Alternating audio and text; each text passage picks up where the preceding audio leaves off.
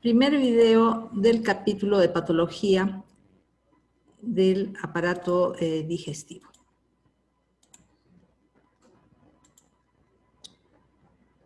El capítulo empieza con patología de esófago.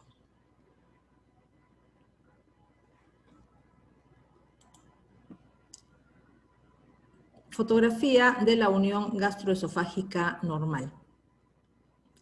Tenemos que tener en cuenta que la mucosa normal del esófago tiene un aspecto pálido y con algunos pliegues. Contrasta con el color pardo y los pliegues característicos del estómago. La zona de unión gastroesofágica se denomina línea Z y es más o menos fácilmente visible durante la endoscopía.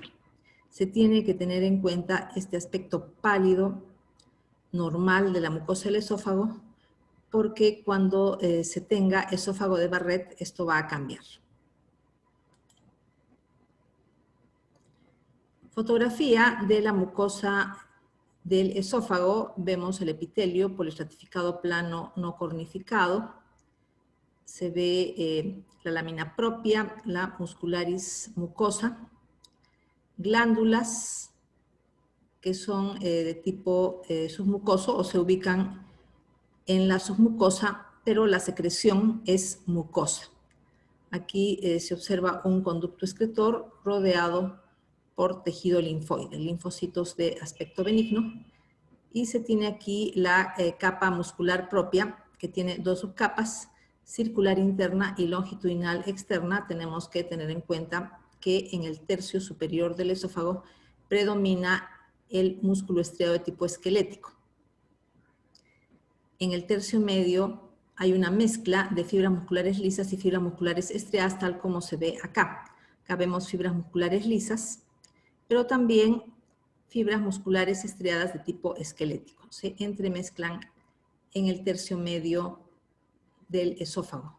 En cambio, en el tercio inferior del esófago, la capa muscular propia, circular interna y longitudinal externa, está constituida únicamente por tejido muscular liso. Algunas malformaciones del esófago son la atresia. La atresia puede ser total, o sea que sean fondos de saco ciego, el extremo superior e inferior de la zona de atresia, donde no se ha producido la formación del lumen del esófago, o puede ser, por el contrario, una especie de cordón sólido. En este caso tenemos una atresia esofágica con el fondo de saco ciego inferior que comunica con la tráquea. Entonces sería una atresia esofágica acompañada con una fístula tráqueo-esofágica. Y en este caso tenemos una fístula tráqueo-esofágica sin estenosis. Acá no hay estenosis, pero sí hay una comunicación con la tráquea. Respecto a genesia, es sumamente rara, significa que no se forma en lo absoluto el esófago, pero hay otras malformaciones como la atresia, que es mucho más frecuente.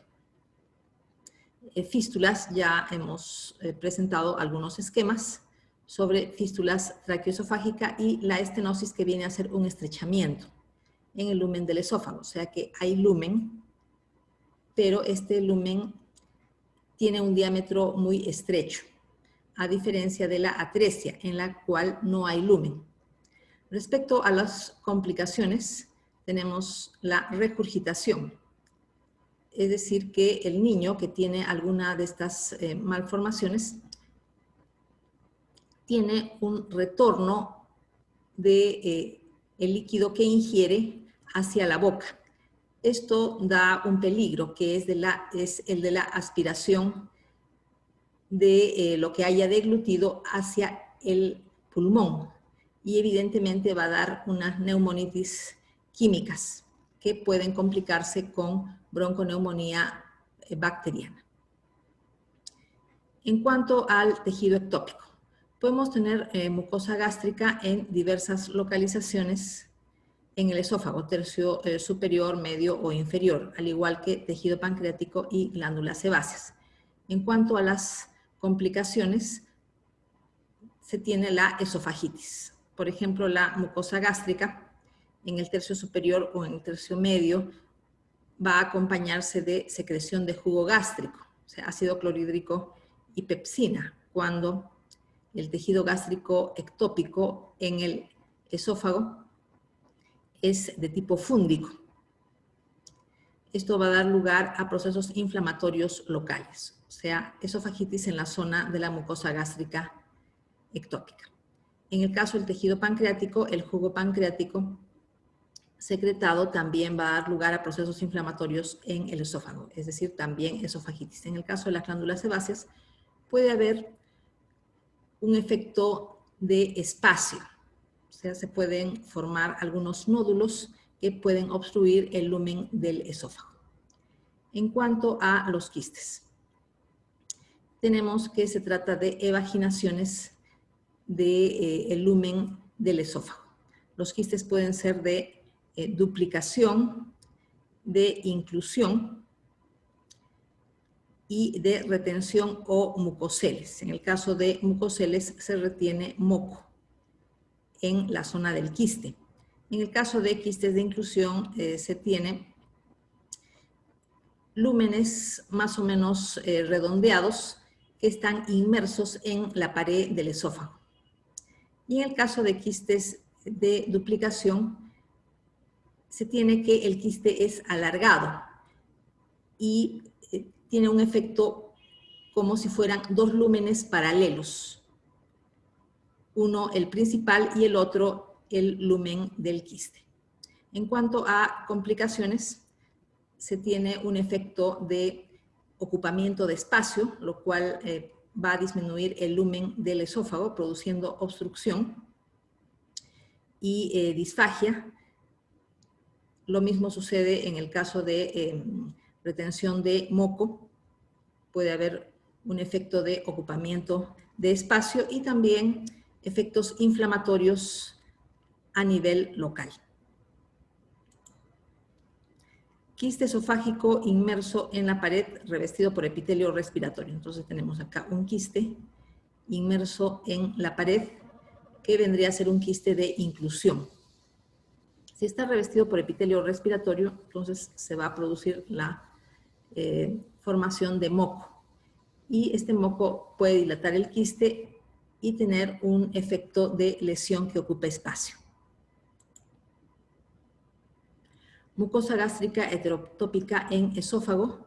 Se ha mencionado que en el caso de ser mucosa fúndica va a haber una secreción de pepsinógeno y ácido clorhídrico en el lumen del esófago, con la producción de inflamación a nivel local.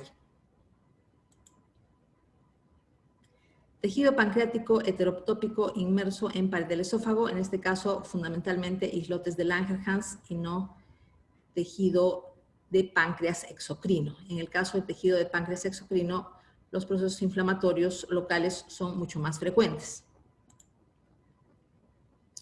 Membranas, anillos y estenosis. Tenemos el caso del síndrome de Patterson-Brown-Kelly, también se llama síndrome de Plummer-Vinson, que consiste en membranas esofágicas en el tercio superior del esófago. Es frecuente en mujeres de mediana edad o de la tercera edad. Se acompaña de anemia ferropénica, glositis, o sea, inflamación de la lengua, y queilosis, es decir, úlceras en las comisuras de la boca. Uno de los problemas del síndrome de Plummer-Vinson es que hay una predisposición al carcinoma epidermoide del tercio superior del esófago. En el caso de anillos, se trata de repliegues concéntricos de la mucosa que forman como una especie de repisas de una estructura variable. Puede ser solamente mucosa y submucosa o tener también capa muscular. En el caso de los anillos de Chasky, se refiere fundamentalmente a anillos que están por encima del esfínter esofágico inferior. O sea, están en el tercio inferior del esófago, cerca al esfínter esofágico inferior. En cuanto a las estenosis, sabemos que las estenosis son zonas de estrechamiento en lumen de una víscera hueca. En el caso del esófago pueden ser de dos tipos: estenosis congénitas, estrechamientos de origen congénito, o estrechamientos de origen adquirido. Hemos hablado que en el caso de estrechamiento de origen congénito se trata de anomalías embriológicas que pueden o no acompañarse de fístulas tráqueo-esofágicas, y en el caso de las estenosis adquiridas se tiene el hecho de procesos inflamatorios locales en el esófago, y estos procesos inflamatorios curan con cicatrización. La zona de cicatrización da lugar a un estrechamiento o se acompaña de un estrechamiento. Anillos mucosos de Chasky, hay que tener en cuenta la zona de ubicación del anillo de Chasky es inmediatamente por encima del esfínter esofágico inferior. Son muy delgados, solamente tienen mucosa y submucosa, y en el tercio, en la superficie proximal tienen epitelio escamoso, y en la superficie distal que da hacia el estómago tienen un epitelio glandular. Tenemos acá nuevamente anillo mucoso de Chasky. Como recordamos, la diferencia entre anillos y membranas es que los anillos son repliegues concéntricos. En cambio, las membranas se encuentran en determinadas zonas que no implican toda la circunferencia del lumen. Trastornos de la motilidad esofágica. Esófago en sacacorchos. Consisten en contracciones amplias del esófago distal debido a una descoordinación entre los movimientos contráctiles de la capa circular interna y la longitudinal externa. También se tiene el espasmo esofágico difuso, que consiste en contracciones repetitivas del esófago distal, y disfunción del esfínter esofágico inferior. Generalmente se trata de un esfínter esofágico inferior hipertenso, o sea que no se relaja de manera adecuada para que la onda peristáltica transporte el alimento desde el extremo superior del esófago hacia el estómago. Acalasia. También se trata de una hipertonicidad del esfínter esofágico inferior. El esfínter esofágico inferior no se relaja cuando llega el alimento después de la deglución y tiene un tono en reposo aumentado. O sea, esfínter esofágico inferior hipertenso, como ya se había mencionado, pero la onda peristáltica es inadecuada. Deficiencia de la onda peristáltica sumada a la hipertonicidad del esfínter esofágico inferior. En cuanto a la causa, anomalías de plexos nerviosos mioentéricos. Generalmente pérdida de neuronas ganglionares del plexo nervioso mioentérico, que también se llama plexo de Auerbach. Alteración del nervio vago o del núcleo motor dorsal del vago. Relajan el esfínter esofágico inferior, óxido nítrico y péptido intestinal vasoactivo. Estas siglas BIP significan péptido intestinal vasoactivo. Contraen el esfínter esofágico inferior, la acetilcolina, que es un neurotransmisor parasimpático, o sea, está presente en el sistema nervioso parasimpático, por eso las alteraciones del nervio vago o del núcleo motor dorsal del vago dan lugar a esfínter esofágico inferior hipertenso. Tenemos también la destrucción de neuronas ganglionares en el caso de la enfermedad de Chagas, que es una enfermedad parasitaria el parásito es el Trypanosoma cruzi, se destruyen las neuronas del plexo de Auerbach, y en el caso de neuropatía diabética se trata de una alteración en la inervación autonómica o parasimpática del esófago. En cuanto al cuadro clínico, tenemos disfagia, dificultad en la deglución, dolor torácico y dilatación esofágica a nivel del tercio inferior. La dilatación esofágica es una consecuencia de la retención alimenticia. Se retienen los alimentos, no pueden pasar hacia el estómago debido a la hipertensión del esfínter esofágico inferior. La retención de alimentos también se acompaña de procesos inflamatorios locales, o sea, esofagitis del tercio inferior del esófago. Vamos a ver un esquema. Tenemos entonces que en la acalasia se produce una dilatación del tercio inferior del esófago debido a este esfínter esofágico inferior hipertenso sumado al deficiente peristaltismo a lo largo del esófago y procesos inflamatorios locales.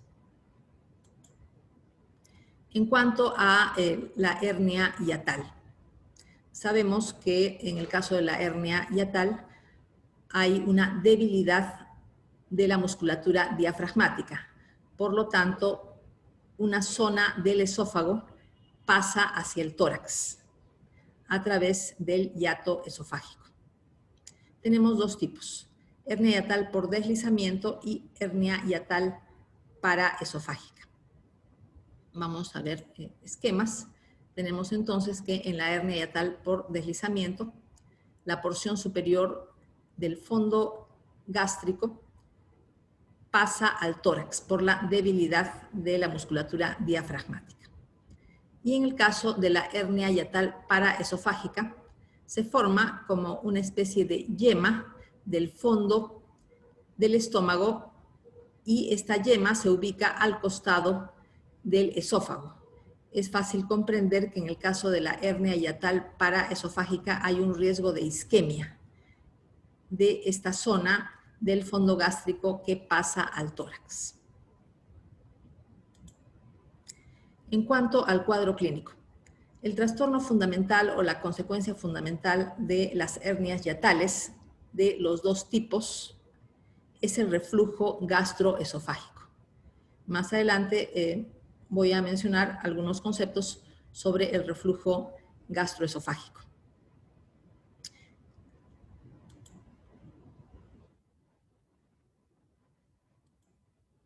En cuanto a divertículos, tenemos que los divertículos son evaginaciones del lumen esofágico. El divertículo de Zenker se ubica en el tercio superior del esófago. La evaginación es una consecuencia de debilidad en la pared esofágica, o sea, se trata de un divertículo por pulsión. En cuanto al esquema, tenemos entonces la ubicación típica del divertículo de Zenker, tercio superior del esófago. Si tenemos un divertículo, o sea, una evaginación del esófago, podemos comprender fácilmente que a nivel del divertículo se pueden retener alimentos. Estos alimentos pueden experimentar putrefacción. Y como este divertículo de Zenker está en el tercio superior, puede haber mal aliento, que también se llama halitosis. Este mal aliento es una consecuencia de la putrefacción de los alimentos que se retienen. Otra consecuencia es la regurgitación, o sea, alimentos que han quedado retenidos en el divertículo de Zenker pueden regresar hacia la boca. Y aparte, procesos inflamatorios locales. Tenemos también los divertículos por tracción.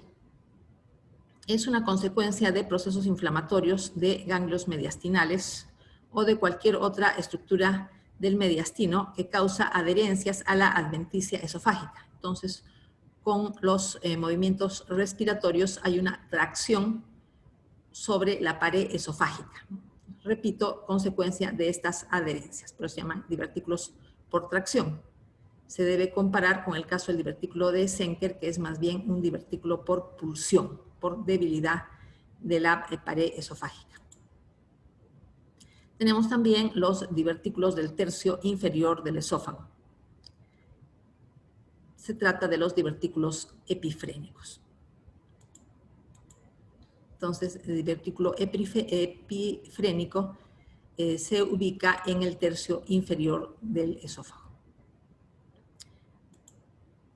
En cuanto al cuadro clínico y complicaciones, estábamos mencionando la retención de alimentos a nivel del divertículo. Eso trae como consecuencia procesos inflamatorios locales, también trae como consecuencia regurgitación. Esos alimentos retenidos en los divertículos pueden regresar hacia la boca, y también tenemos procesos inflamatorios locales debido a los alimentos retenidos a dicho nivel. Divertículo de Meckel se ubica en el borde antimesentérico del intestino, generalmente a 60 centímetros, alrededor de 60 centímetros de la válvula ileocecal. Es un divertículo verdadero, es decir, que tiene todas las capas de la víscera. Se tiene el caso de falsos divertículos o de pseudodivertículos que no tienen todas las capas de la víscera, o sea, no incluyen la capa muscular. En el caso de los divertículos de Meckel se tiene que tener en cuenta que pueden tener mucosa gástrica ectópica. O también tenemos que pueden tener tejido pancreático a nivel del divertículo. Esto da lugar a la secreción de jugo gástrico o jugo pancreático, que va a dar lugar a procesos inflamatorios locales. Síndrome de Mallory-Weiss. Se trata de desgarros lineales paralelos al eje esofágico, consecuencia de náuseas y vómitos intensos, por ejemplo, durante un episodio de una ingesta alcohólica de gran volumen. Se tiene entonces en esta fotografía la mucosa de color pardo del estómago y la mucosa más pálida del esófago. Entonces, las laceraciones son paralelas al eje mayor del esófago, como consecuencia de estos vómitos intensos. Ya mencioné que una de las causas es un episodio de ingesta alcohólica de gran volumen. Vamos a ver un esquema para una mejor comprensión. Nos tenemos que en el caso del síndrome de Mallory-Weiss, las laceraciones del esófago se ubican en la unión gastroesofágica y son consecuencia de náuseas y vómitos intensos. Normalmente, los vómitos son una consecuencia de ondas antiperistálticas que llevan el alimento de regreso a la boca. Pero antes de que se genere la onda antiperistáltica, debe haber una relajación de la zona superior del estómago y la zona inferior del esófago. Entonces se produce el vómito. Repito, consecuencia de una onda antiperistáltica.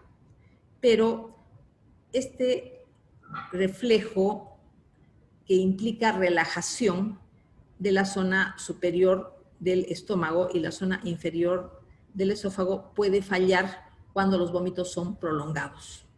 Esto sucede en la ingesta alcohólica de gran volumen.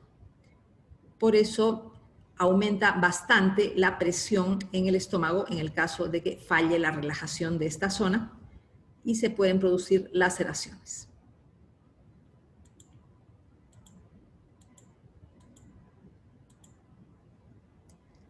Varices esofágicas.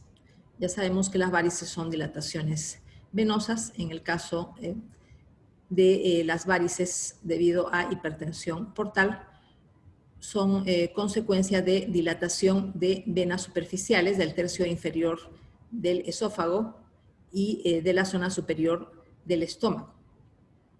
Durante la hipertensión portal, debido a la dificultad del paso de la sangre del lecho mesentérico hacia el hígado por parte de la vena porta, esa sangre trata de llegar a la circulación sistémica mediante venas colaterales, tales como las que se encuentran en la ubicación que estoy mencionando. Entonces, estas venas, estos vasos venosos se dilatan y al ser superficiales tienen una tendencia a erosionarse y dar lugar a hemorragias de diferente magnitud. En algunos casos pueden ser sumamente graves. Acá se puede ver la tonalidad oscura de las venas dilatadas.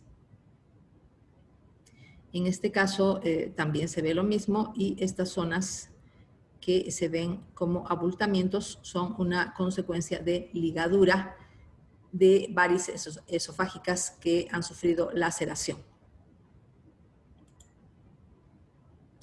Tenemos acá una vena dilatada y erosionada en la submucosa del esófago. Se puede ver la erosión, la discontinuidad del epitelio escamoso. La vena es superficial, por lo tanto, cualquier traumatismo menor puede dar lugar a una hemorragia. Después, evidentemente, se puede formar un trombo. Venograma hepático, donde podemos ver la vena porta y en la flecha una vena esofágica dilatada y tortuosa. Varices esofágicas, angiografía, se puede ver los vasos venosos dilatados y de trayecto tortuoso.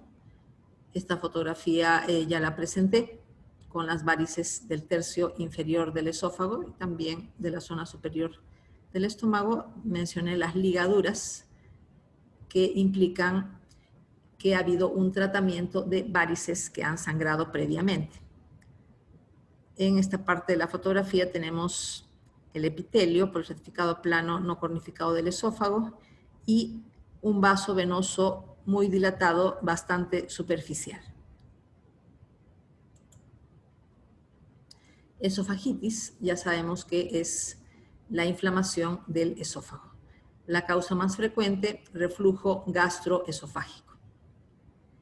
El líquido del estómago, que contiene ácido clorhídrico y pepsina o pepsinógeno, pasa al tercio inferior del esófago, dando lugar a procesos inflamatorios. Ese líquido del estómago puede o no tener bilis.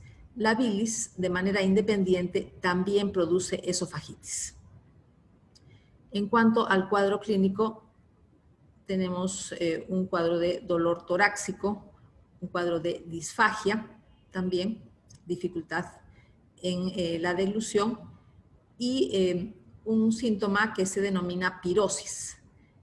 Consiste en una sensación de ardor a nivel del epigastrio. En el caso del dolor torácico, ocasionalmente puede llevar a confusión con un dolor de origen cardíaco. Morfología macroscópica y microscópica. Macroscópicamente se puede ver el esófago durante la endoscopía.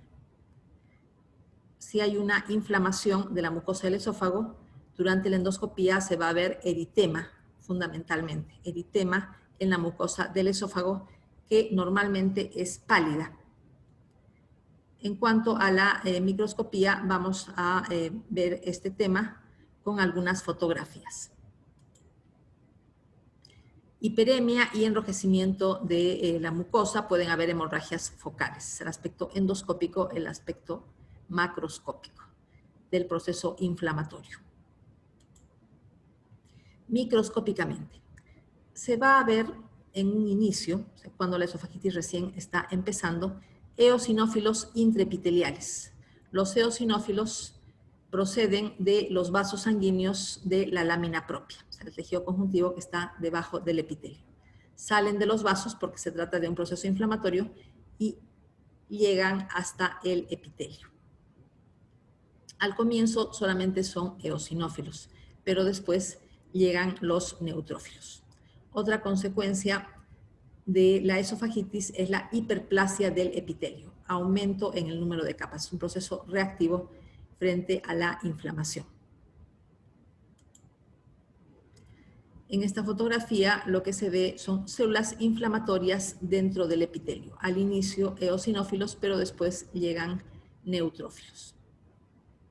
Sabemos que estas células inflamatorias en el epitelio son consecuencia de las células inflamatorias que han salido de los vasos sanguíneos en la lámina propia y después han pasado al epitelio. En la lámina propia vemos igualmente células inflamatorias. Al comienzo solamente eosinófilos y después se añaden los neutrófilos. Finalmente, aparecen también células de la inflamación crónica tipo linfocitos y células plasmáticas. Tenemos también la hiperplasia reactiva del epitelio, aumento en el número de capas del epitelio. Esófago de Barrett, sabemos que se trata de una metaplasia glandular con metaplasia intestinal a nivel del tercio inferior del esófago. Es necesario tener en cuenta que se requiere que existan células del intestino en la zona metaplásica. O sea, no basta con que hayan células glandulares con vacuola de mucina, sino que tiene que haber también células de metaplasia intestinal, tales como células caliciformes. En ocasiones, además de las células caliciformes, hay células con chapa estriada, o sea, células absortivas a nivel del tercio inferior del esófago. Esta definición de esófago de Barrett, o sea, el requerimiento de que no baste la metaplasia glandular, sino que haya necesidad de que existan células de metaplasia intestinal, es una definición válida en la mayoría de patólogos. Sin embargo, en algunos países tales como Inglaterra y Japón, basta con que haya metaplasia glandular y ya se considera esófago de Barrett. Pero las escuelas en las cuales se considera que basta la metaplasia glandular para que haya una definición de esófago de Barrett son la minoría. Entonces, una definición de mayor aceptación o de una aceptación más amplia sí requiere la presencia de células caliciformes y o células absortivas con chapa estriada. El esófago de Barrett puede tener segmento largo, generalmente más de 3 centímetros, o puede ser segmento corto, menos de 3 centímetros. A veces puede ser circunferencial, pero no siempre es circunferencial, sino que puede la zona de metaplasia de Barrett tener una disposición en parches. En cuanto al cuadro clínico, es un cuadro clínico similar al de la esofagitis. Se tiene disfagia, se tiene odinofagia, o sea, dificultad en la deglución, dolor en la deglución, pirosis, una sensación de quemazón, una sensación de ardor a nivel del epigastrio. Pueden haber ocasionalmente también pequeñas hemorragias. En cuanto a la morfología macroscópica, como ya sabemos, la morfología macroscópica del esófago se puede ver durante la endoscopía. La zona que tiene metaplasia de Barrett se observa como una zona granular eritematosa que se describe como aterciopelada. Microscópicamente ya hemos hablado de las características de la metaplasia que tiene que existir en el tercio inferior del esófago. Unión gastroesofágica normal. Tenemos aquí el aspecto normal del esófago, un aspecto pálido que contrasta con el color de la mucosa del estómago, que es pardo, y los pliegues característicos del estómago. Tenemos aquí la unión gastroesofágica que se denomina línea Z. En cambio, la metaplasia de Barrett se caracteriza por un aspecto eritematoso y granular, como si fuera un terciopelo en el tercio inferior del esófago. Esto en cuanto a la macroscopía. Tenemos acá mucosa esofágica normal, pálida y rosada. Y aquí tenemos el esófago de Barrett, ¿no? En esta zona se puede ver un aspecto granular eritematoso. Acá nuevamente tenemos la fotografía que ya se presentó el aspecto granular eritematoso aterciopelado de la mucosa de Barrett y microscópicamente tenemos la metaplasia glandular, epitelio similar al de las fobiolas gástricas, pero acompañado de células caliciformes y a veces de células que tienen chapa estriada, o sea, de células absortivas. En realidad basta con que hayan células caliciformes y se considera que la metaplasia glandular se acompaña de metaplasia intestinal.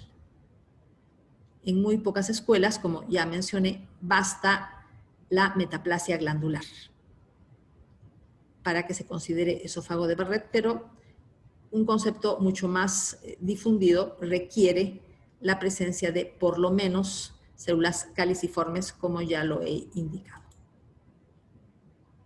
En esta fotografía podemos ver epitelio poliestratificado plano no cornificado normal del esófago con el epitelio metaplásico. En este caso tenemos células caliciformes, que son células propias del intestino, no son propias del estómago ni del esófago. Y aparte las células de tipo glandular. Acá igualmente epitelio normal del esófago y el epitelio glandular de la metaplasia junto con células caliciformes y en algunas zonas células absortivas con chapa estriada. Transición brusca de una metaplasia de Barrett a una displasia de bajo grado. Entonces, en este caso tenemos acá una mucosa glandular, pero vemos que donde se encuentra la flecha, estos núcleos redondeados y basales cambian de forma y se hacen alargados. Cuando los núcleos se hacen alargados, ya se habla de una displasia. Este alargamiento se acompaña de estratificación, o sea, los núcleos alargados se encuentran como en varias capas, en varios niveles. Aparte hay hipercromasia. Entonces aquí hablamos ya de una displasia. El esófago de Barrett es una lesión precancerosa, tiene el riesgo de convertirse en un adenocarcinoma del tercio inferior del esófago. Cuando existe una displasia, el riesgo de aparición de adenocarcinoma en la zona de metaplasia de Barrett es mucho mayor. Entonces aquí tendríamos simplemente, por ejemplo, en esta zona, un epitelio sin displasia, epitelio glandular sin displasia. Pero en esta otra zona hay displasia.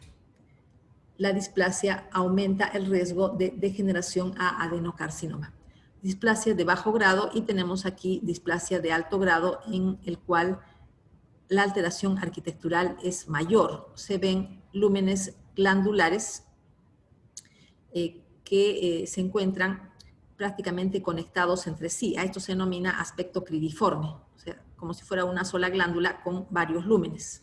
Aspecto cribiforme y la alteración de los núcleos es mucho mayor que en el caso de la displasia de bajo grado. Se tiene, por ejemplo, núcleos prominentes. Hay un mayor pleomorfismo también entre los núcleos. En el caso de la displasia de alto grado, evidentemente, una displasia de alto grado implica un riesgo mayor que una displasia de bajo grado en relación al riesgo de aparición de cáncer. Otras causas de esofagitis. Tenemos la esofagitis por hongos, por ejemplo, Candida albicans, Aspergillus o Mucor. Esofagitis por virus, tales como herpes simple y citomegalovirus, y esofagitis bacteriana. En todos estos casos, generalmente hay un proceso de baja de defensas, o sea, una inmunosupresión.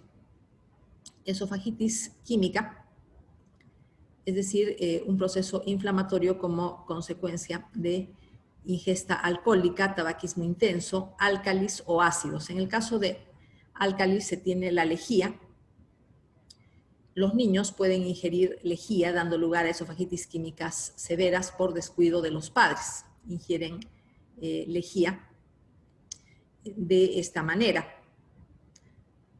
con procesos inflamatorios muy severos que terminan en estenosis, que también son severas. En el caso de los adultos puede tratarse de intentos de suicidio. O sea, esta ingesta de álcalis o ácidos varía en niños o adultos en cuanto a la forma como se produce, ¿no? O accidente o intento de suicidio.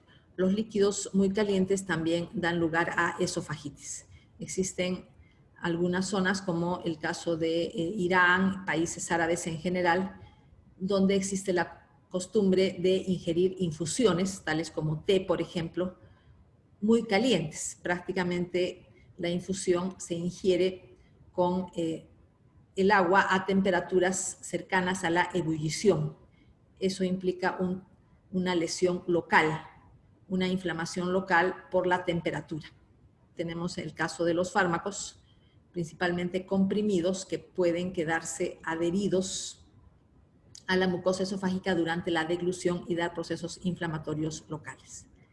La quimioterapia antineoplásica igualmente da lugar a esofagitis debido a que el esófago tiene un epitelio que debe renovarse y la quimioterapia antineoplásica implica bloqueo de mitosis. Entonces se altera la renovación normal del epitelio esofágico y esto da lugar a esofagitis. Otras causas: uremia, la uremia que acompaña la insuficiencia renal crónica, radiación torácica, enfermedades ampollares de la piel. Se acompañan en estos casos de ampollas igualmente en la mucosa del esófago. Úlceras esofágicas por infección herpética en paciente inmunosuprimido. Entonces tenemos unas úlceras que tienen una disposición lineal, ¿no?, en el tercio inferior del esófago. Y también tenemos otras úlceras esofágicas por infección herpética. Aquí nuevamente tenemos las zonas de erosión por la infección herpética. Vemos acá una pérdida del epitelio, lo que implica ulceración, queda expuesta la lámina propia. Ulceración esofágica por infección herpética. Con este aumento podemos ver algunas características de la infección por herpes simple. Vemos inclusiones eosinofílicas intranucleares. Los núcleos se ven con una tonalidad rosada homogénea. Una tonalidad rosada homogénea, eso implica inclusión intranuclear y se puede ver esto en el caso de infección por herpes.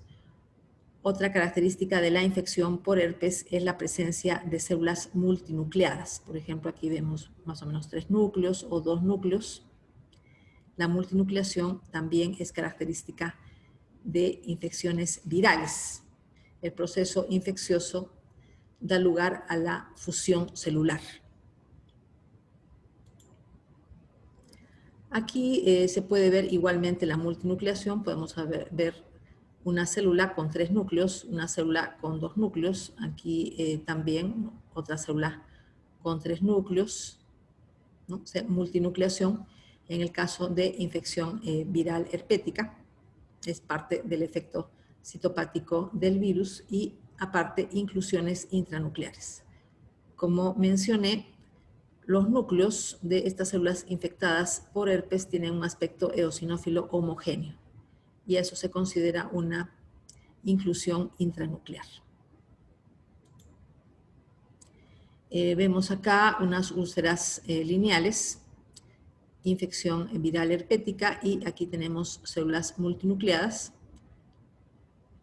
La inclusión intranuclear no se nota fácilmente en esta fotografía. Y en la fotografía lo que se ve es una inflamación por citomegalovirus, que presenta inclusiones nucleares y citoplasmáticas y aparte un aumento del tamaño de la célula. En el caso de las infecciones virales herpéticas, las células afectadas son las epiteliales. En el caso de las infecciones por citomegalovirus, las células afectadas, o sea, las que tienen las inclusiones nucleares, citoplasmáticas y el aumento del tamaño de la célula, son fundamentalmente células endoteliales y fibroblastos del tejido conjuntivo. esofagitis por cándida, se observa unas placas blanquecinas. En esas placas blanquecinas, evidentemente, vamos a ver levaduras y pseudohifas a nivel microscópico y también se puede ver la hiperemia y el enrojecimiento propios del proceso inflamatorio. En esta fotografía se puede ver una candidiasis esofágica, una ulceración y la presencia de levaduras que ya sabemos que se pueden ver microscópicamente de forma ovalada o redondeada, y las pseudohifas son las alargadas, ¿no? Estas zonas alargadas, estas estructuras alargadas que vienen a ser las pseudohifas, y también se pueden reconocer sin problemas las levaduras. Algunas tienen gemación y otras no. Tumores benignos y lesiones pseudotumorales del esófago. Tumor benigno más frecuente, leiomioma, tumor benigno de músculo liso. Otros tumores benignos, granuloma piógeno. Sabemos que el granuloma piógeno es un tumor benigno de origen vascular.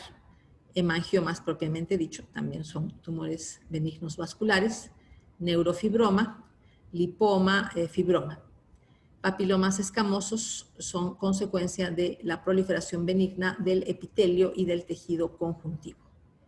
Pólipos fibrovasculares, en los cuales se produce una lesión elevada, sobre todo por proliferación reactiva del tejido conjuntivo vascularizado de la lámina propia. Y pseudotumor inflamatorio, que se refiere fundamentalmente a presencia de una lesión elevada que contiene tejido de granulación con células inflamatorias. Carcinoma epidermoide del esófago. Esta es una neoplasia maligna propia de adultos de la tercera edad. Tiene una alta incidencia en China central y países orientales, por ejemplo, países árabes, también Hong Kong, Brasil y Sudáfrica. En la zona occidental de Kenia hay una zona de alta incidencia, porque se tiene la costumbre de ingerir una forma particular de leche fermentada que se denomina mursik, que contiene acetaldehído, que es un carcinógeno. Factores de riesgo conocidos. Tenemos la acalasia del esófago, que implica riesgo de carcinoma epidermoide del tercio inferior del esófago, aunque el riesgo es bajo. El riesgo de que la acalasia degenere en carcinoma epidermoide del esófago. También se tiene el síndrome de Plummer-Vinson. En el caso del síndrome de Plummer-Vinson, el riesgo de carcinoma epidermoide del esófago tiene lugar en el tercio superior. Hay otros factores de riesgo, como por ejemplo el tabaquismo, también la ingesta alcohólica, o sea, el alcoholismo. Tenemos la radiación torácica. Hay otra enfermedad que implica riesgo de carcinoma epidermoide del esófago, que es la tilosis. Voy a pasar una diapositiva sobre tilosis. También la historia de ingesta previa de álcalis o ácidos que hayan producido esofagitis con cicatrización. Igualmente, factor de riesgo de carcinoma epidermoide del esófago. En cuanto a tilosis, se trata de un trastorno genético caracterizado por hiperkeratosis palmoplantar. Se forman unas placas hiperkeratósicas tanto en las palmas de las manos como en las plantas de los pies. Son como una especie de callos. Existe predilección por las plantas de los pies porque el riesgo de hiperkeratosis se acentúa en las áreas de mayor presión, o sea, en las plantas de los pies. Las personas que tienen este tipo de alteración genética tienen un riesgo alto de carcinoma epidermoide. Por eso se recomienda vigilancia endoscópica frecuente, ¿no? Endoscopías frecuentes para descubrir los carcinomas epidermoides en etapa temprana. En etapa temprana, la posibilidad de curación es muy alta, cosa que no pasa con el carcinoma epidermoide avanzado. Síntoma principal tiene que ser la disfagia, como se comprende fácilmente, dificultad en la deglución, tenemos también dificultad en el pasaje de alimentos a lo largo del esófago hacia el estómago, odinofagia, o sea, dolor durante la deglución, también se tiene dolor torácico, pueden haber hemorragias como otro síntoma. Finalmente, la consecuencia de la disfagia es el adelgazamiento severo, ¿no?, que llega a estados de desnutrición que son bastante marcados. El diagnóstico temprano es fundamental por la facilidad de curación completa en estos casos. El problema de los carcinomas del esófago en general es que la submucosa y la mucosa tienen una red linfática bastante prominente, de modo que la presencia de invasión implica un riesgo muy alto de padecer metástasis. El pronóstico depende de la profundidad de la infiltración. En el caso de carcinomas epidermoides in situ, que implican un diagnóstico bastante temprano, la posibilidad de curación es muy alta. La presencia de infiltración disminuye bastante la posibilidad de curación, inclusive la infiltración superficial, por la rica red linfática que tiene lugar en la mucosa y en la submucosa del esófago. Formas macroscópicas del carcinoma escamoso esofágico, carcinoma escamoso o carcinoma epidermoide. Tenemos una forma exofítica.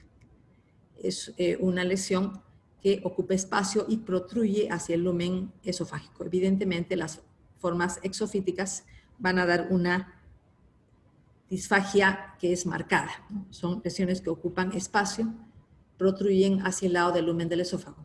En el caso de las lesiones circunferenciales estenosantes también van a dar disfagia. Es fácil de comprender por qué dan disfagia, ¿no? Lesiones circunferenciales que causan estenosis, o sea, estrechamiento del lumen. Tenemos nódulo elevado con ulceración central.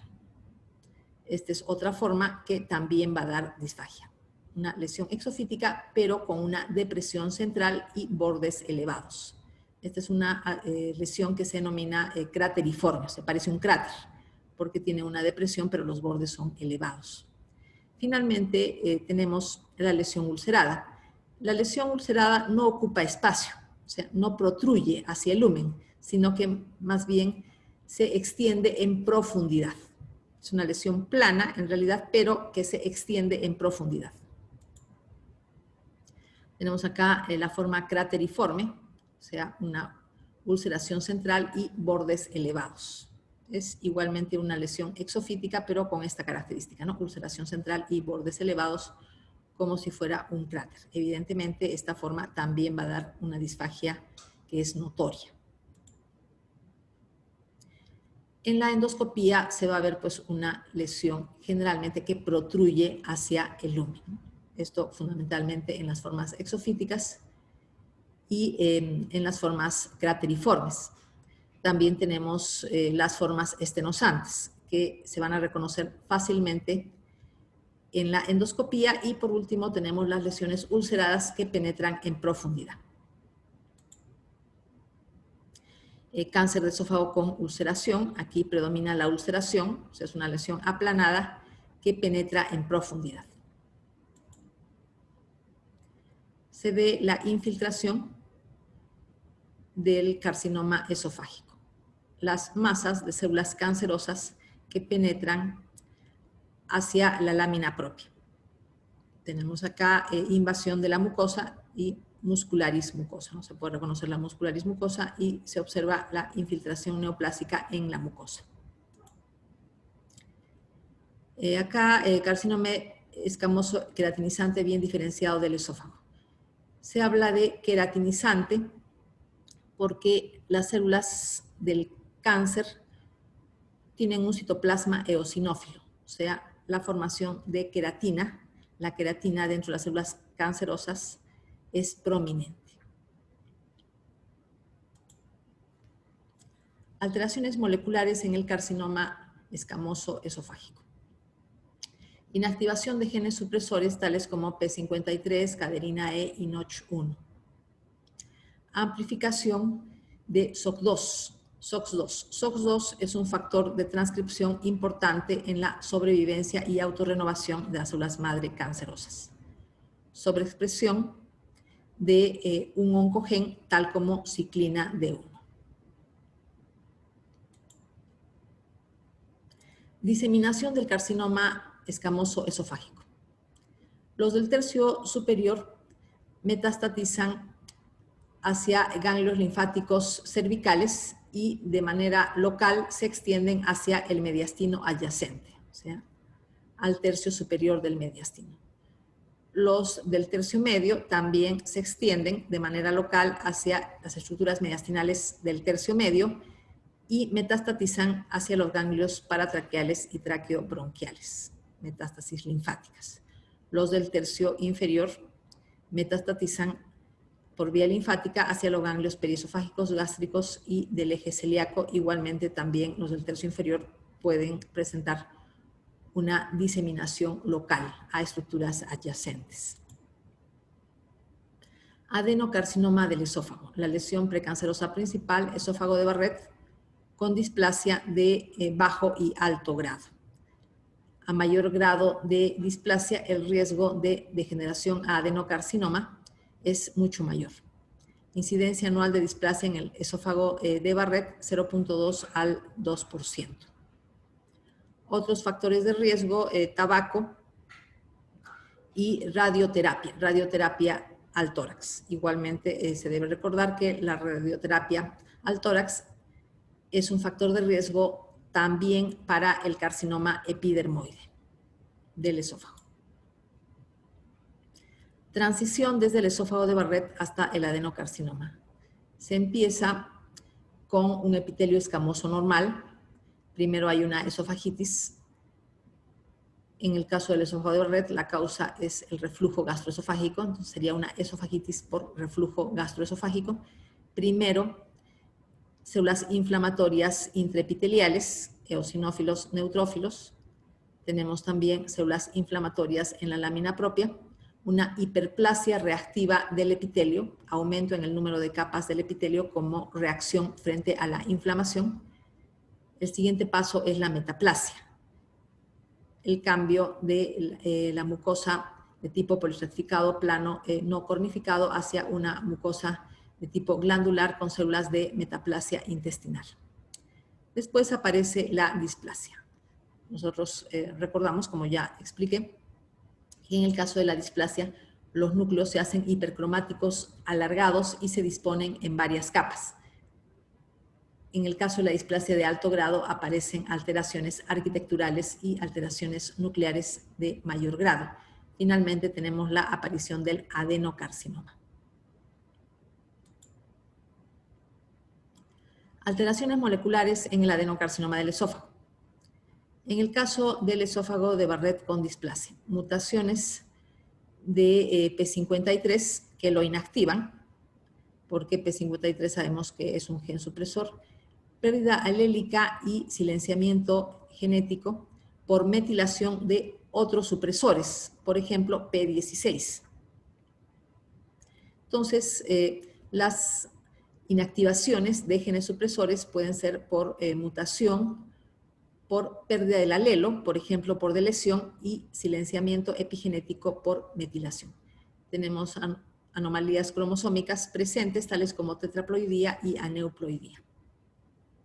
Amplificación de oncogenes, tales como CERV2, el receptor del factor de crecimiento epidérmico, amplificación del oncogen MET, receptor del factor de crecimiento hepatocitario, amplificación de otros oncogenes como ciclina D1 y ciclina E, que recordamos que son reguladores del ciclo celular. Vemos acá una fotografía macroscópica de un adenocarcinoma en esófago de Barrett. Se ubica en este caso en la unión gastroesofágica. Puede extenderse al tercio superior del esófago. En algunas partes podemos reconocer todavía mucosa de Barrett, granular, eritematosa, de aspecto aterciopelado, pero hay otras zonas que sí tienen un aspecto de tipo tumoral y por este lado el aspecto pálido normal del esófago. Adenocarcinoma del esófago originado en mucosa metaplástica del esófago de Barrett. Aquí tenemos esófago de Barrett con displasia. Eso todavía no es un cáncer, simplemente esófago de Barrett con displasia, pero acá tenemos ya un adenocarcinoma que inclusive está infiltrando de manera superficial la pared del esófago. Se puede ver acá una lesión estenosante, pero además tiene un aspecto granular. Y acá lo que tenemos es una lesión más bien exofítica, ¿no?, que protruye hacia el lúmen. Pasamos entonces a la patología del estómago y recordamos las zonas anatómicas del estómago que son también conocidas. Tenemos la zona del cardias, que tiene células mucosas. Las zonas del fondo y cuerpo microscópicamente son iguales. Tenemos aquí glándulas fúndicas con células parietales que secretan ácido clorhídrico y células principales que secretan pepsinógeno.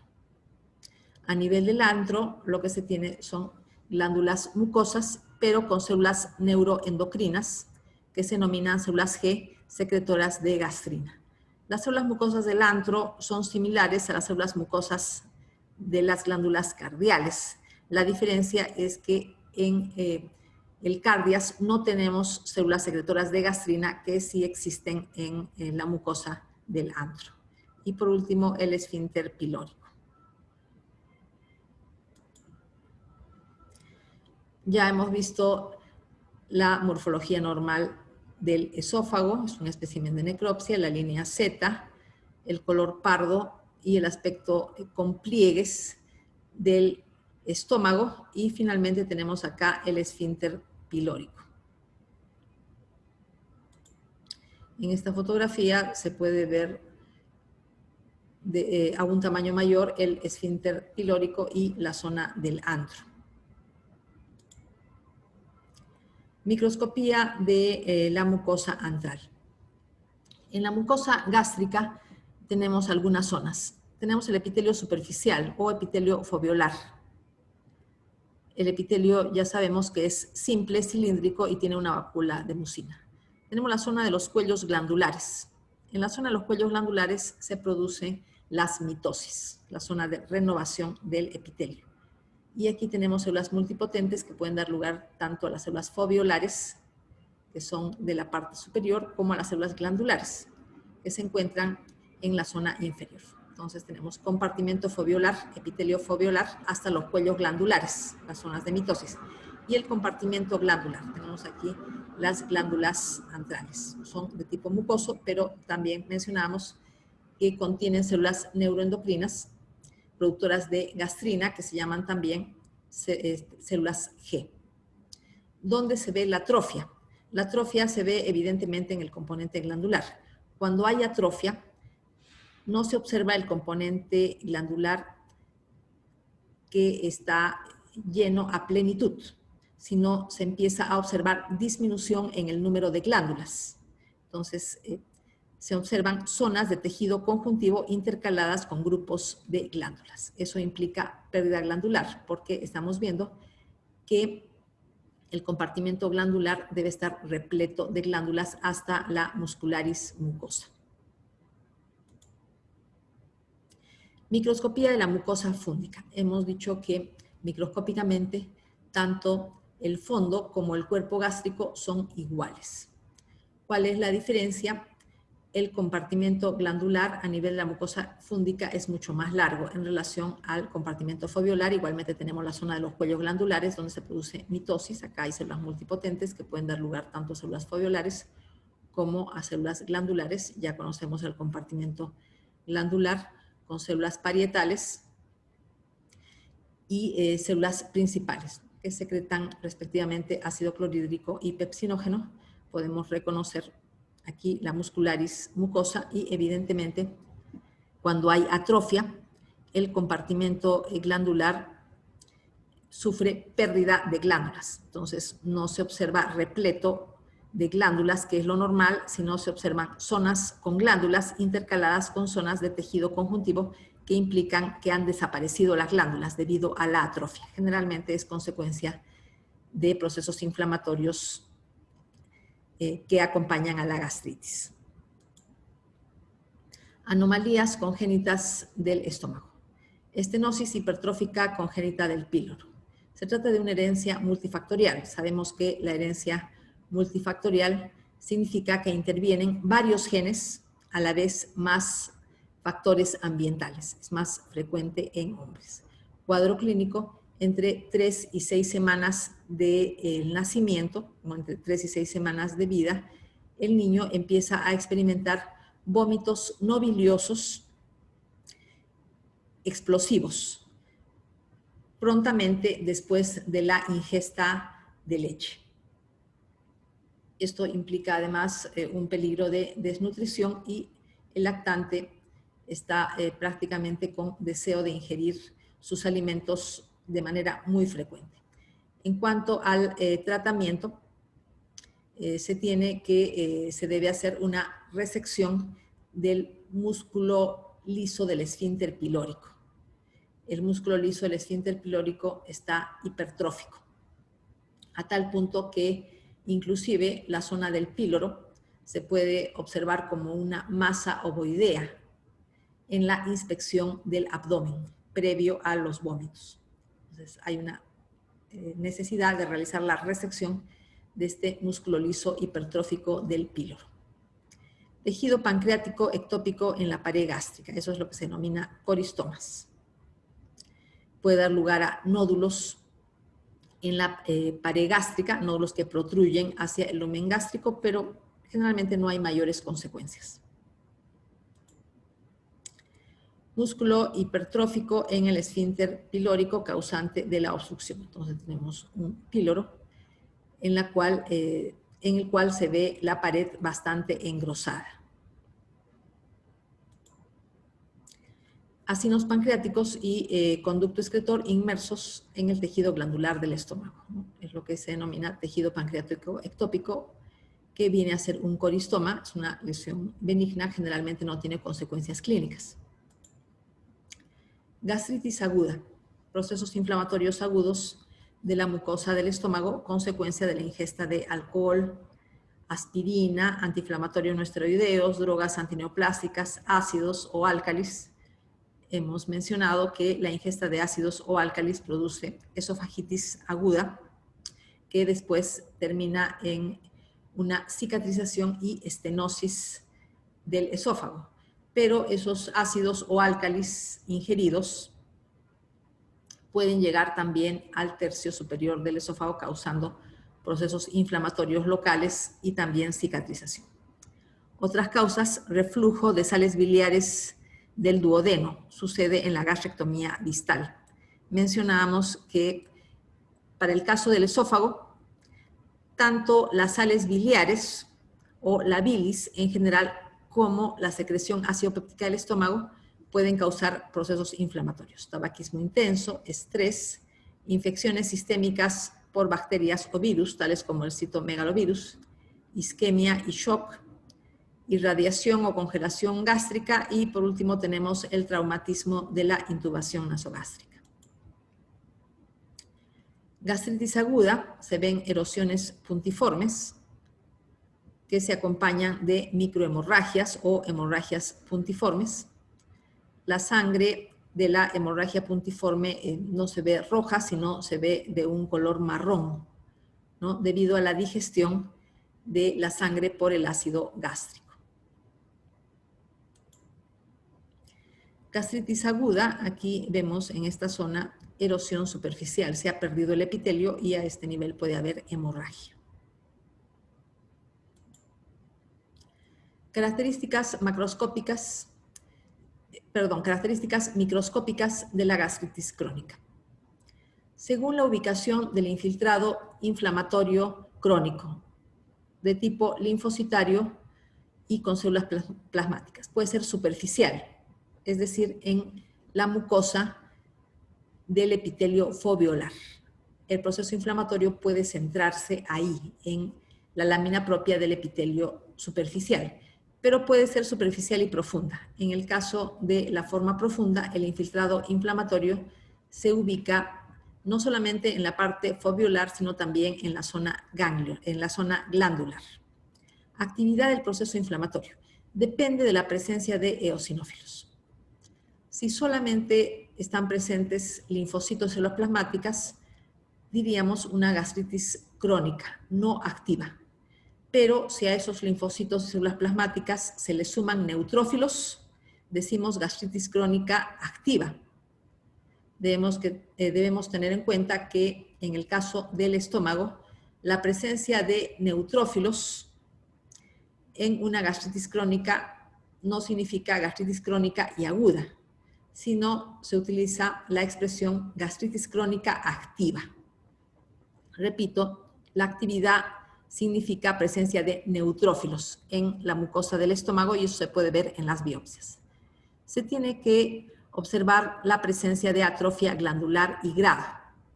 Ya sabemos cómo es el compartimiento glandular normal, tanto del antro como de la mucosa fúngica. Una disminución en el número de glándulas significa atrofia glandular y se tiene que indicar si se trata de una atrofia leve, moderada o severa.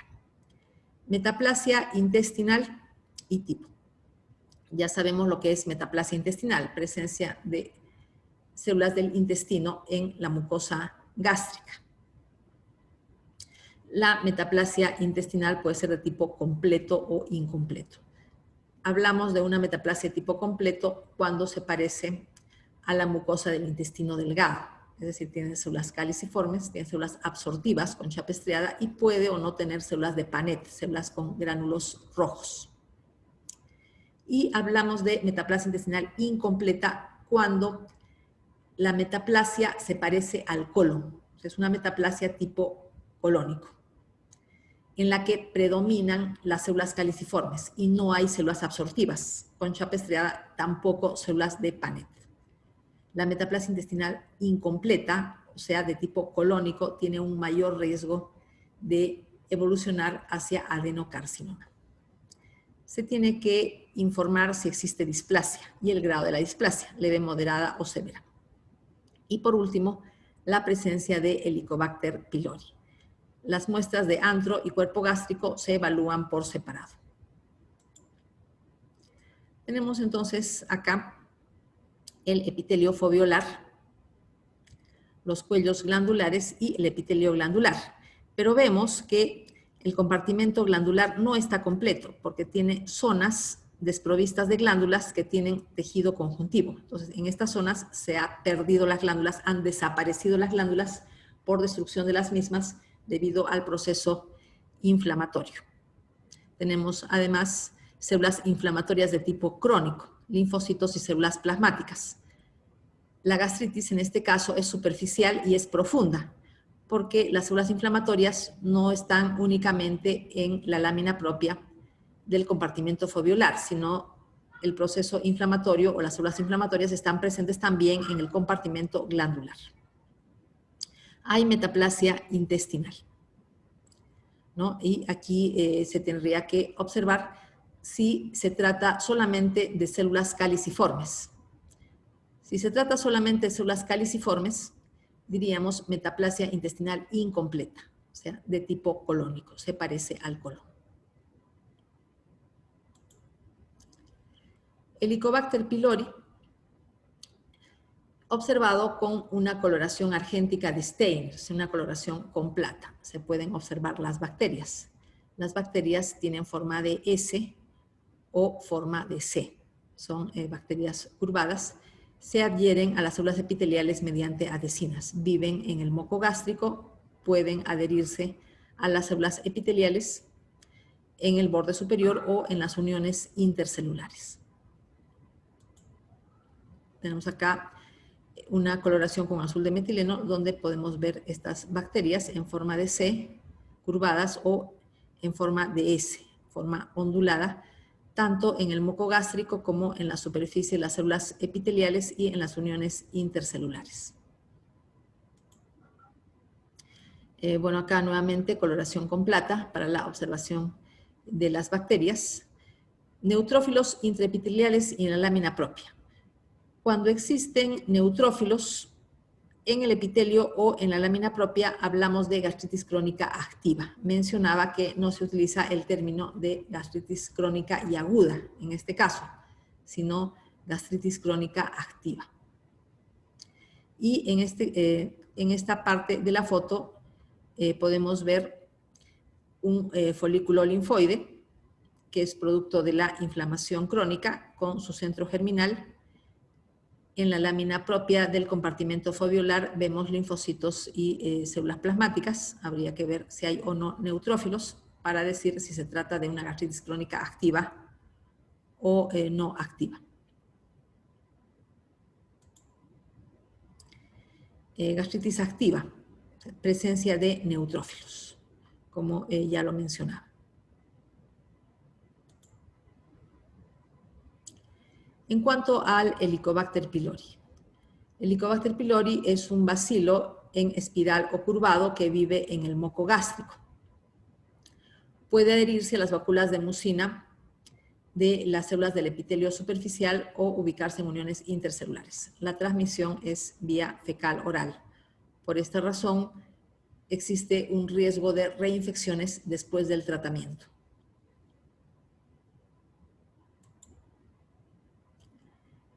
El Helicobacter pylori produce ureasa. La ureasa cataboliza la urea, produciendo amoníaco y CO2.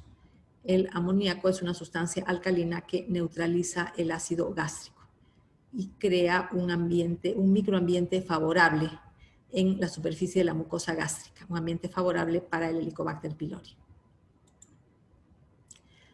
Esta fotografía nos sirve para tener en cuenta la presencia de flagelos polares del Helicobacter que le permiten nadar en el moco gástrico, desplazarse en la superficie del estómago. Este esquema nos ayuda a comprender el proceso inflamatorio de la mucosa gástrica desencadenado por la infección. La bacteria Helicobacter pylori, cuando coloniza el estómago, da lugar a un proceso inflamatorio que explica la gastritis crónica, que puede o no ser activa. Durante el proceso inflamatorio se van a secretar citoquinas inflamatorias, tales como interleuquina 1, factor necrosis tumoral, interleuquina 6 e interleuquina 8. Recordemos que la interleuquina 8 es una citoquina quimiotáctica de neutrófilos. Entonces, da lugar a la actividad de la gastritis, al ser quimiotáctica de neutrófilos. El Helicobacter pylori tiene una serie de características que aumentan su patogenicidad. Se mencionó la ureasa, pero tenemos también proteasas y fosfolipasas bacterianas que debilitan el moco gástrico. Eso también crea un microambiente favorable a la infección. Las cepas más dañinas tienen una isla de patogenicidad que se denomina CAG de 40 kilobases. En esta zona de su genoma se encuentran codificados genes involucrados en la capacidad de producir inflamación y neoplasias. ¿Qué epitelio puede ser colonizado por el Helicobacter pylori? El epitelio gástrico sin metaplasia. Esta bacteria no puede colonizar zonas con metaplasia intestinal. El epitelio esofágico con metaplasia glandular y sin metaplasia intestinal. También puede ubicarse ahí el Helicobacter pylori. Entonces, podemos encontrar el Helicobacter pylori en el esófago, en esta circunstancia, cuando hay una metaplasia glandular sin metaplasia intestinal. También el Helicobacter pylori puede ubicarse en el duodeno. Evidentemente, no puede ubicarse en el epitelio normal del duodeno. El epitelio normal del duodeno tiene células de tipo absortivo con chapa estriada y células caliciformes. Para que pueda estar presente el Helicobacter en el duodeno, el epitelio tiene que haber sufrido metaplasia gástrica. La metaplasia gástrica es una consecuencia de la hiperacidez en el duodeno, principalmente en las zonas iniciales del duodeno. Esquemas para comprender un poco mejor sobre el proceso inflamatorio desencadenado por el Helicobacter. Ya sabemos la forma de transmisión fecal-oral.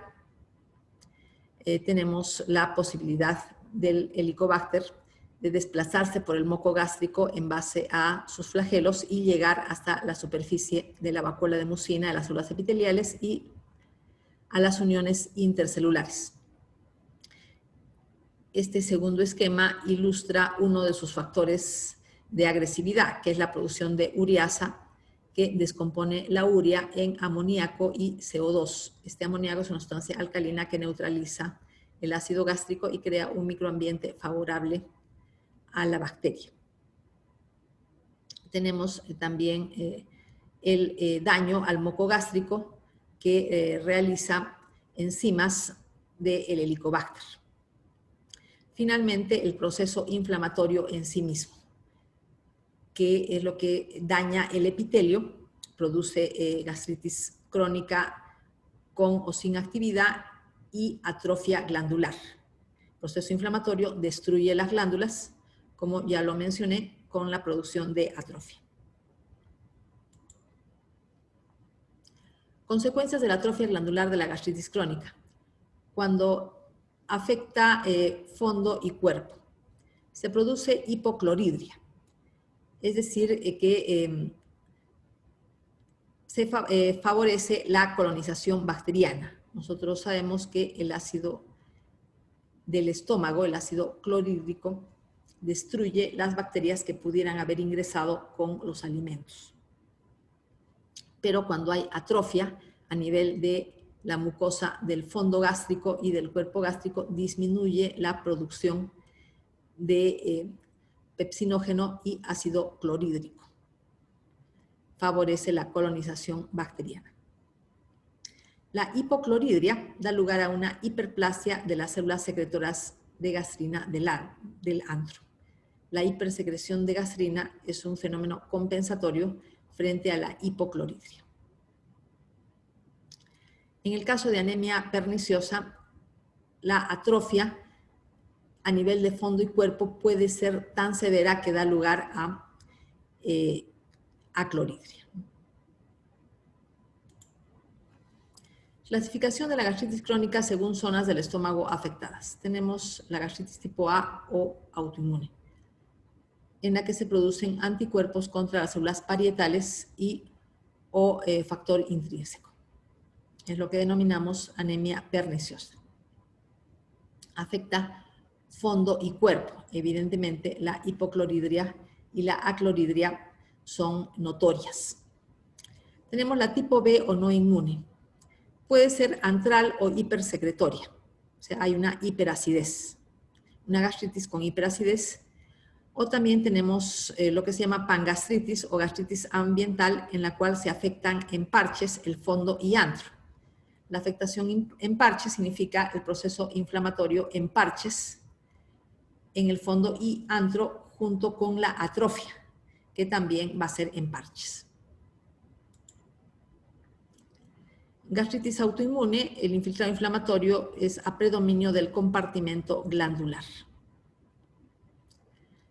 Y tenemos también que en la gastritis autoinmune hay una metaplasia intestinal, ¿no? Recordamos las células caliciformes de la metaplasia intestinal. Formas infrecuentes de gastritis. Tenemos la gastritis linfocítica.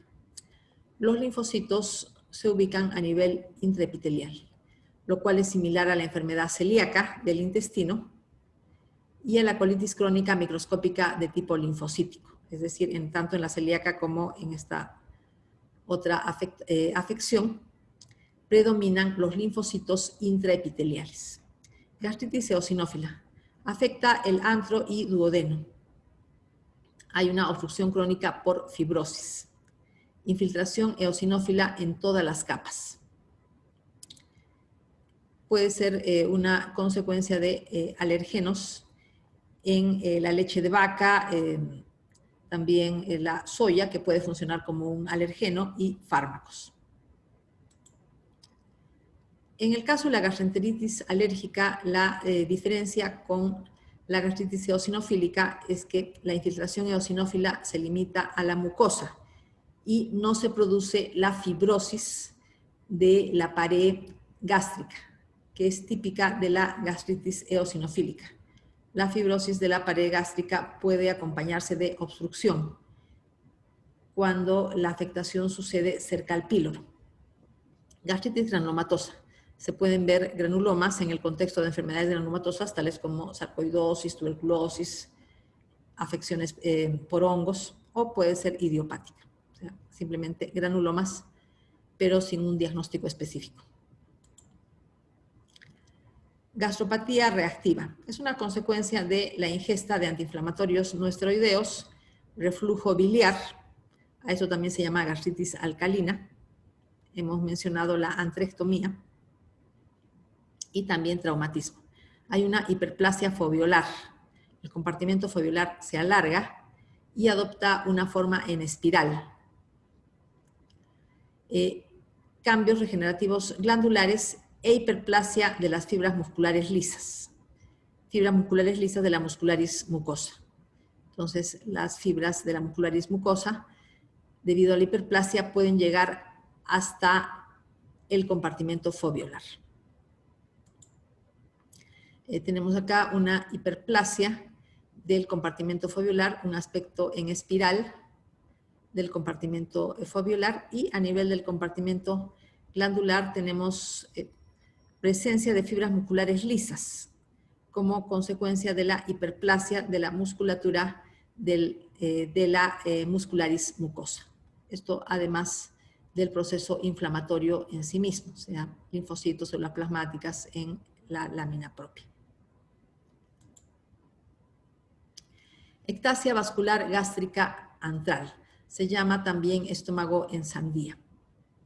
Consiste en que en la endoscopía se pueden ver franjas longitudinales claras intercaladas con franjas de color rojo de aspecto hiperémico. Este aspecto en franjas pálidas con franjas eritematosas, recuerda la cáscara de la sandía. Por eso se dice estómago en sandía. En las líneas eritematosas, lo que podemos observar microscópicamente es la presencia de vasos dilatados de paredes bastante delgadas, y esas zonas que tienen vasos dilatados pueden tener tendencia a sangrado. El sangrado ya sabemos que tiene como consecuencia anemia y deficiencia de hierro. Finalización del primer video del capítulo de aparato digestivo.